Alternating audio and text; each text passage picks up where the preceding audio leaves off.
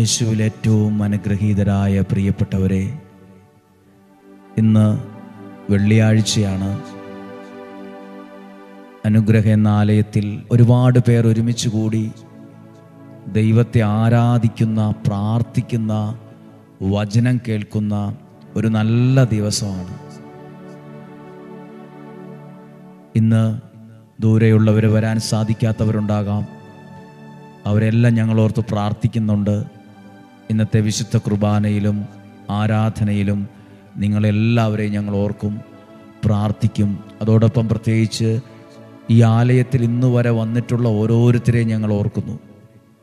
ഈ ആലയത്തിൽ നിയോഗം എഴുതി സമർപ്പിച്ചവരെ ഞങ്ങൾ ഓർക്കുന്നു.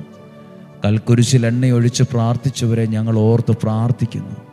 ഈ ആലയത്തിൽ വന്ന് അവരുടെ കുഞ്ഞുങ്ങളുടെ പേരുകൾ എഴുതി വെച്ച് ആ കുഞ്ഞുങ്ങൾ അനുഗ്രഹിക്കപ്പെടണം, പരീക്ഷയിൽ മാർക്ക് മേടിക്കണം, അവർ അനുഗ്രഹമുള്ളൊരവസ്ഥയിൽ എത്തണം എന്നൊക്കെ ആഗ്രഹിച്ച് ഡെയിലി ബ്ലെസ്സിങ്ങിൻ്റെ ഈ അൽത്താരയിൽ എത്രയോ ആയിരക്കണക്കിന് കുഞ്ഞുങ്ങളുടെ പേരുകൾ എഴുതി വച്ചിട്ടുണ്ട്. എല്ലാവരെയും ഓർത്ത് പ്രാർത്ഥിക്കുവാണ്. ഇന്ന് വചനം കേൾക്കുന്നവരെ ദൈവകരങ്ങളിലേക്ക് കൊടുത്തൊരു നിമിഷം പ്രാർത്ഥിക്കുന്നു. കർത്താവേ, അങ്ങയുടെ വചനം ഇന്ന് കേൾക്കുന്ന ഓരോ വ്യക്തികളെയും തൊടണമേ, ഓരോ വ്യക്തികളെയും അനുഗ്രഹത്തിലേക്ക് നയിക്കണമേ. അവർ കടന്നു പോകുന്ന വഴികളിൽ, അവർ ആയിരിക്കുന്ന അവസ്ഥയിൽ നിന്ന് ഒരത്ഭുതം അനുഭവിക്കാൻ, ഒരു അടയാളം കാണുവാൻ, ഒരു ദൈവപ്രവൃത്തി കാണുവാൻ അവരെ അങ്ങ് അനുഗ്രഹിക്കണമെന്ന് ഞങ്ങൾ പ്രാർത്ഥിക്കുന്നു. ഒന്ന് വചനം കേൾക്കുന്ന ഓരോ വ്യക്തികളെയും, ആ കുടുംബത്തെയും എല്ലാം സമൃദ്ധമായി അനുഗ്രഹിക്കണമേ. ഈ വചനം നിങ്ങളിലൂടെ ആരൊക്കെ കേൾക്കുന്നോ അവരുടെ എല്ലാം ജീവിതങ്ങളിൽ ഒരു ദൈവപ്രവൃത്തി രൂപപ്പെടാൻ, ദൈവപ്രവൃത്തി ഉണ്ടാകുവാൻ ഞങ്ങൾ പ്രാർത്ഥിക്കുന്നു. പ്രതീക്ഷയോടെ, ഒത്തിരി പ്രാർത്ഥനയോടെ, മനസ്സൊരുക്കത്തോടെ നമുക്ക് ഈ വചനം ശ്രവിക്കാം. വിശുദ്ധ മർക്കോസിൻ്റെ സുവിശേഷം 1-ാം അധ്യായം 40-ാമത്തെ വചനം മുതൽ വായിച്ചു കേൾക്കുന്നത് ഒന്ന് ശ്രദ്ധിക്കാം. ഒരു കുഷ്ഠരോഗി അവൻ്റെ അടുത്ത് എത്തി. ഒരു കുഷ്ഠരോഗി അവൻ്റെ അടുത്തെത്തി മുട്ടുകുത്തി അപേക്ഷിച്ചു, അങ്ങയ്ക്ക് മനസ്സുണ്ടെങ്കിൽ എന്നെ ശുദ്ധനാക്കാൻ കഴിയും. 41-ാമത്തെ വാക്യം, അവൻ കരുണ തോന്നി കൈ നീട്ടി അവനെ സ്പർശിച്ചുകൊണ്ട് പറഞ്ഞു, എനിക്ക് മനസ്സുണ്ട്, നിനക്ക് ശുദ്ധി വരട്ടെ. എങ്ങനെയാ പറഞ്ഞത്? വെറുതെ പറഞ്ഞു എന്നല്ല. അവൻ കൈ നീട്ടി അവനെ സ്പർശിച്ചുകൊണ്ട്, അവനെ തൊട്ടുകൊണ്ട് പറഞ്ഞു. ആ ഒരൊറ്റ സ്പർശനം ആ വ്യക്തിയിൽ ഒരത്ഭുത വിടുതലിന് കാരണമായി. ഇന്ന് അതേ കരം എൻ്റെ ജീവിതത്തിലേക്ക് അടുത്തു വരുന്നതെന്ന് വിശ്വാസത്തിൽ കാണാം. ഇന്ന് ആ നീട്ടപ്പെട്ട ആ കരം ഇന്ന് എൻ്റെ നിയോഗത്തിലേക്ക് വരുന്നത്, ആ നീട്ടപ്പെട്ട അതേ കരം ഇന്ന് എൻ്റെ കുടുംബത്തിലേക്ക് വരുന്നത്, എൻ്റെ ആവശ്യത്തിലേക്ക്, ആ വെല്ലുവിളിയിലേക്ക് വരുന്നത് വിശ്വാസത്തിൽ കാണാം. ആ നീട്ടപ്പെട്ട കരം. ഒന്നും കൂടെ വാക്യം വായിക്കുമ്പോൾ, കുഷ്ഠരോഗിയെ യേശു കൈ നീട്ടി, ഒരേ ഒരു സ്പർശനം, കൈ നീട്ടി തൊട്ടു, കൈ നീട്ടി സ്പർശിച്ചു. ഒന്ന് വിശ്വസിക്കാമോ? ഇന്ന് അതേ കരം എന്നിലേക്ക് നീട്ടപ്പെടുന്നത് ഞാൻ വിശ്വാസത്തിൽ കാണുന്നു. ഞാൻ വിശ്വാസത്തിൽ കാണുന്നു. ഈ വർഷം എൻ്റെ ദൈവം എന്നെ കൈ നീട്ടി സ്പർശിച്ചതിൻ്റെ ഒരു അനുഗ്രഹം, ഒരത്ഭുത സാക്ഷ്യം എനിക്കുണ്ടാവും. എൻ്റെ ദൈവം എന്നെ കൈ നീട്ടി സ്പർശിച്ചത്, അതിൻ്റെ ഒരു നന്മ, ഒരനുഗ്രഹം, ഒരു സാക്ഷ്യം ഈ വർഷം എനിക്കുണ്ടാവും. ഈ വർഷത്തെ ആദ്യത്തെ നിയോഗ പ്രാർത്ഥനയിൽ വെച്ച 3 നിയോഗത്തിൻ്റെ മേലും, ആ 3 നിയോഗത്തിൻ്റെ മേലും യേശു അങ്ങ് കൈ നീട്ടി സ്പർശിച്ച അനുഭവം ഉണ്ടാകണം. ആ ഒരൊറ്റ സ്പർശനം അന്നുവരെ ഉണ്ടായിരുന്ന ആ പ്രശ്നത്തിൽ നിന്നൊരു അത്ഭുത വിടുതലിന് കാരണമായി. അന്നുവരെ ഉണ്ടായിരുന്ന ആ പ്രതിസന്ധി ഉടനെ മാറാൻ തുടങ്ങി. അന്നുവരെ ഉണ്ടായിരുന്ന ആ അവസ്ഥയ്ക്ക് മാറ്റം വന്നു. ഇന്ന് ദൈവവചനം കേൾക്കുമ്പോൾ ഈ വചനത്തിലൂടെ വിശ്വസിക്കുക. ആ വചനത്തിലൂടെ ദൈവത്തിൻ്റെ കരം എന്നിലേക്ക് നീട്ടപ്പെടുന്നത് ഞാൻ അറിയുന്നു. ഇന്നുവരെ ഞാൻ നേരിട്ട് കൊണ്ടിരുന്ന, ഇന്നുവരെ ഞാൻ അനുഭവിച്ചു കൊണ്ടിരുന്ന, ഇന്നുവരെ ഞാൻ അനുഭവിച്ചു കൊണ്ടിരുന്ന ആ പ്രയാസത്തിൽ നിന്ന്, ആ വെല്ലുവിളി, ആ കടബാധ്യതയിൽ നിന്ന് എനിക്ക് ആ ഒരൊറ്റ സ്പർശനം മതി. ആ വചനത്തിലൂടെയുള്ള ഒരു തൊടൽ മതി. ആ ഒരു നീട്ടപ്പെട്ട കരത്തിൻ്റെ ശക്തി എനിക്ക് മതി. എൻ്റെ അവസ്ഥ മാറ്റം വരുമെന്ന് ഞാൻ ദൈവത്തിൽ വിശ്വസിക്കുവാണ്. അതേ കരം ഇന്ന് എന്നിലേക്ക് നീളുന്നു.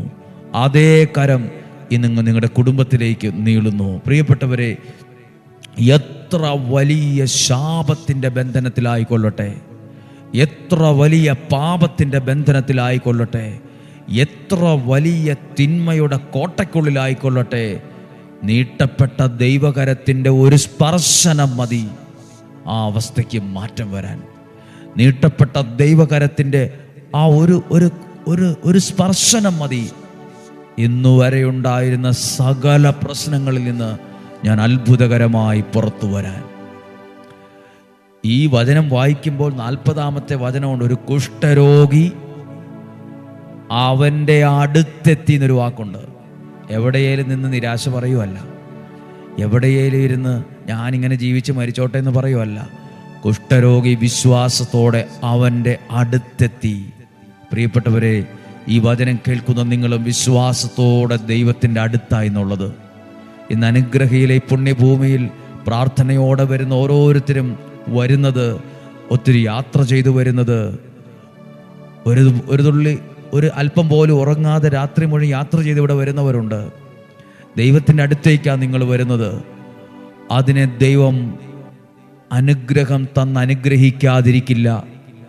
ദൈവസന്നദ്ധിയിൽ അടുത്തേക്ക് വന്ന് മുട്ടുകുത്തി പ്രാർത്ഥിച്ചു.